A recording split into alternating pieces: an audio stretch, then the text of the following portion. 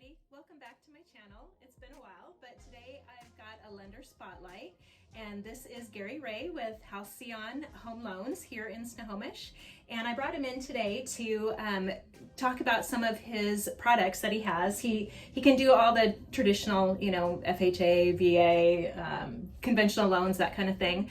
But he also has some special portfolio products that he can offer for certain clients in certain difficult situations. And I wanted him to talk about it. So talk about it. Yeah, thanks, Melinda. I appreciate the opportunity. Yeah, you bet. So with standard financing, right, the most prevalent loan programs we have today, conventional, FHA, VA, USDA, as Melinda had mentioned.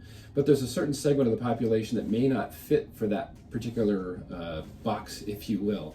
Those programs are great, but if you've had a challenge in the past 12 months with the pandemic, if you have self-employment income that maybe has been tough over the past year, and the lender is telling you, hey, you need 12 months of tax or 1 year of tax returns, or 2 years of tax returns in some cases, and that wouldn't fit for you. The programs I'm going to discuss today don't deal with those standard financing guidelines.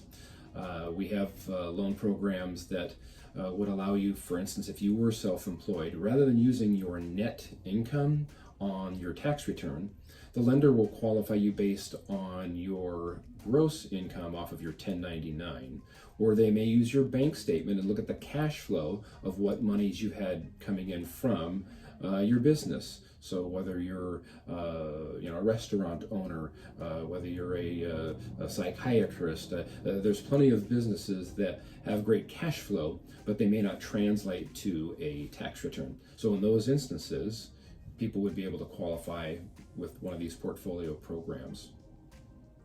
Very good. Do you have any examples of recent transactions that you've had that have worked for clients? Absolutely, great question.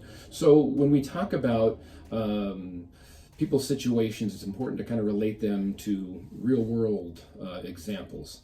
I had a client here last month that had been pre-approved. I was referred to the client by an agent. They were pre-approved back in early February. Their pre-approval had expired, and so the lender had required them to get requalified. And between the last time they were pre-approved and now, the lender updated the credit, and it showed a mortgage on their credit report. So the lender inquired as to what that mortgage was from, and they had co-signed for their kids, not knowing that they needed to have 12 months of the kids making the payments, had that proof, for the lender not to use that against their kind of income and debt ratio. The people were unaware of that, and they thought they would just be able to help out the kids and not have any problem. But their pre-approval now was null and void. They couldn't finance it, and the lender didn't have any options for them. The agent called me. I told them with the amount that they were putting down with their great credit, that I have loan programs that don't require employment, that don't require an income, and they don't use ratios to qualify the clients. It's based on the strength of their credit, based on the strength of their down payment, and their assets. So they were able to qualify just fine for our loan program.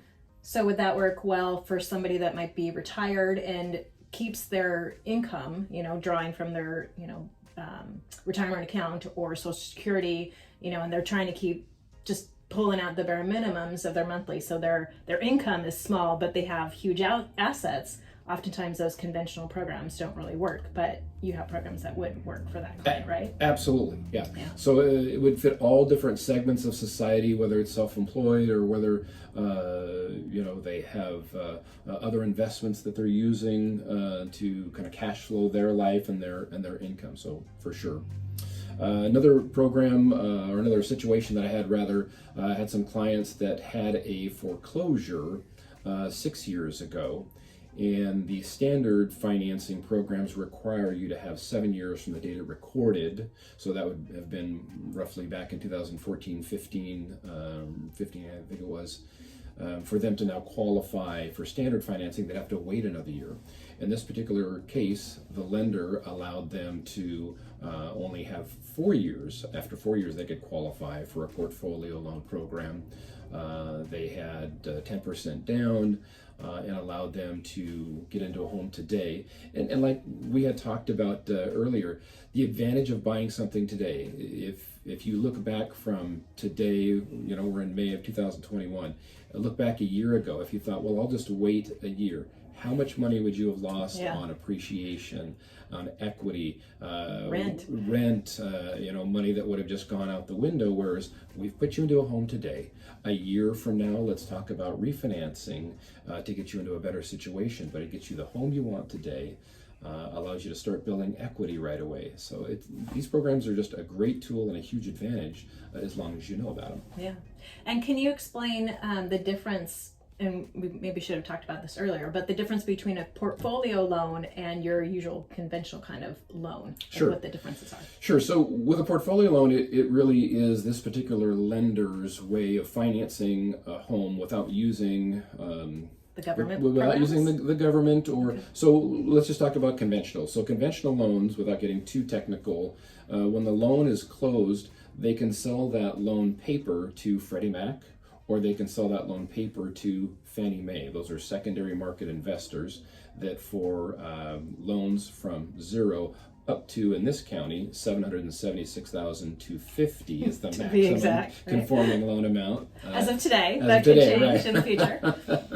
But when they go up to that amount of money, those can be passed on to Freddie and Fannie. Your servicer, your lender, may still service the loan, but the actual paper itself is sold.